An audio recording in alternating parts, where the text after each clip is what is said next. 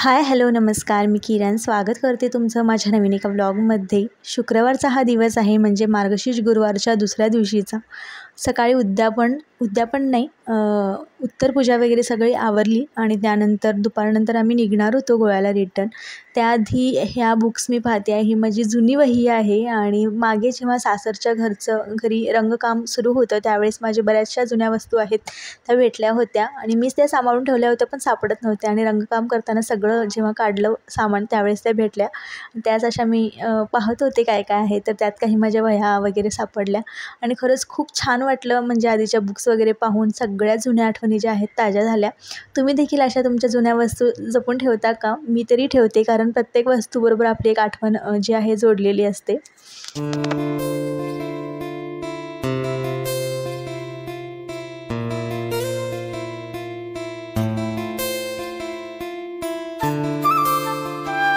तर हे कॉटनचे जे कपडा आहेत, कॉटनचे मटेरियल आहेत, हे रुहीला आणि राशीला भेटले होते कन्यापूजासाठी.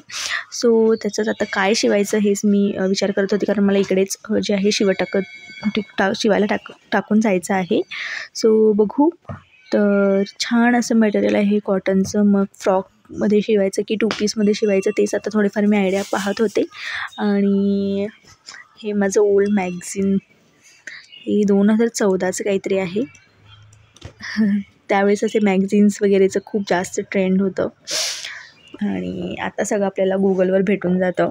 मॅगझिन वगैरेचं क्रेज. जुन्या वस्तूंमध्ये आणखी हा एक जुना फोटो मला सापडलेला आहे आणि हा लहानपणीचा फोटो कुणाचा आहे हे तुम्ही ओळखायचं आहे आणि मला कमेंट करून सांगायचं आहे.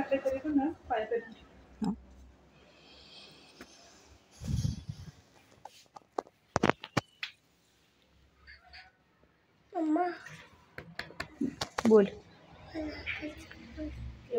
शिवतात तुझं पण घेतात मग तेच वाट बघ. असं हां, कसं पाहिजे, असं पाहिजे, तर मगाशी मी तुम्हाला सांगितल्याप्रमाणे जे मी मटेरियल राशी रुहीला भेटलं होतं कन्यापूजनसाठी, तेच मी इथे या वहिनींकडे शिवायला द्यायला आले होते. आणि माझ्या मम्मीच्या घराजवळच राहतात आणि माझे सगळे जे साडीचे ब्लाऊज वगैरे आहेत ते आम्ही सगळे यांच्याकडून शिवून घेतो. खूप छान त्यांची शिलाई आहे. ड्रेस रेडी झाले की नक्की तुमच्याशी शेअर करेन.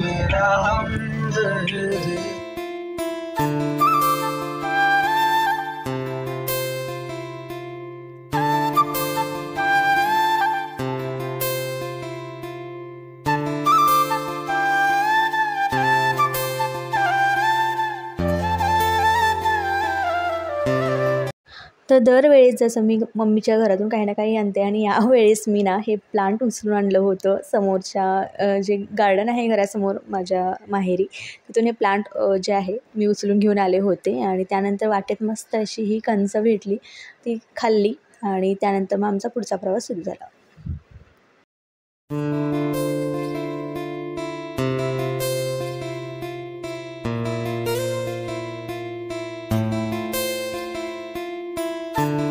तर घरी पोहोचल्यावर मी बाकी व्हिडिओ काही कंटिन्यू केला नाही, कारण खूप जास्त लेट झाला होता आम्हाला. आम्ही थांबत आलो होतो, त्यामुळे घरी पोचायला खूप जास्त वेळ झाला.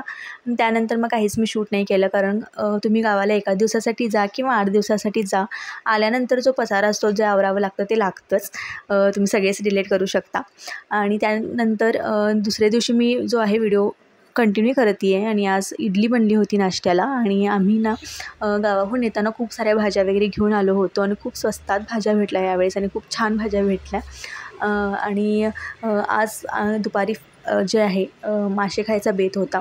आता माझा जो मार्गशीर्ष उद्यापनाचा व्लॉग होता तो कोणी पाहिला, आणि ज्यांनी कोणी अजून पाहिला नसेल तर नक्की माझ्या चॅनलवर जाऊन पहा.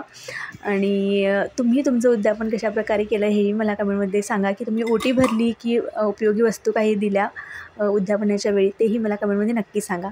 चला, इथे मी माझा नाश्ता जो आहे एन्जॉय करते आणि मग तुमच्याशी बोलते.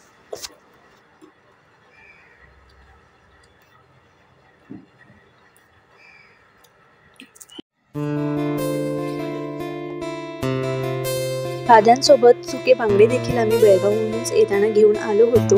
थोडेसे जास्त ओलसर वाटले, त्यासाठी त्यांना ऊन दाखवण्यासाठी ठेवलं होतं. आणि हे जे माझे प्लांट्स आहेत त्यावेळेस मी अजिबात चूक केली नाही, कारण मागच्या वेळेस गावी जाताना मी ते प्लांट्स इथेच ठेवून गेले होते गॅलरीमध्ये, पण यावेळेस त्यांना मी खाली ठेवलं आणि आमच्या इथे ज्या आहेत बिल्डिंगमध्ये आमच्या त्यांना मी सांगून गेले होते त्या ताईंना पाणी घालण्यासाठी. सो यावेळेस माझी जे प्लांट्स आहेत खूप व्यवस्थित आणि सुखरूप राहिले. तर मस्त इथं हे जे आहे कारल्याची कढी केलेली आहे, म्हणजे आमटी केलेली आहे फिशची, आणि त्याची जी आहे कढी आमटी रेडी होती आहे. आणि त्यानंतर हे फिश जे आहेत हे फ्राय करण्यासाठी मी लाल तिखट आणि मीठ जे आहे लावून ठेवलेलं आहे.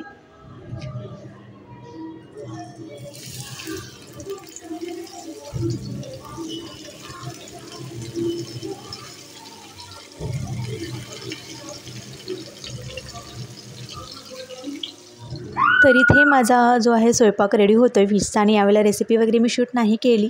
तर इथे कढी बनती आहे, फिश फ्राय होत आहेत, त्याचबरोबर मी चपातीचं पीठ देखील मळून ठेवलं होतं.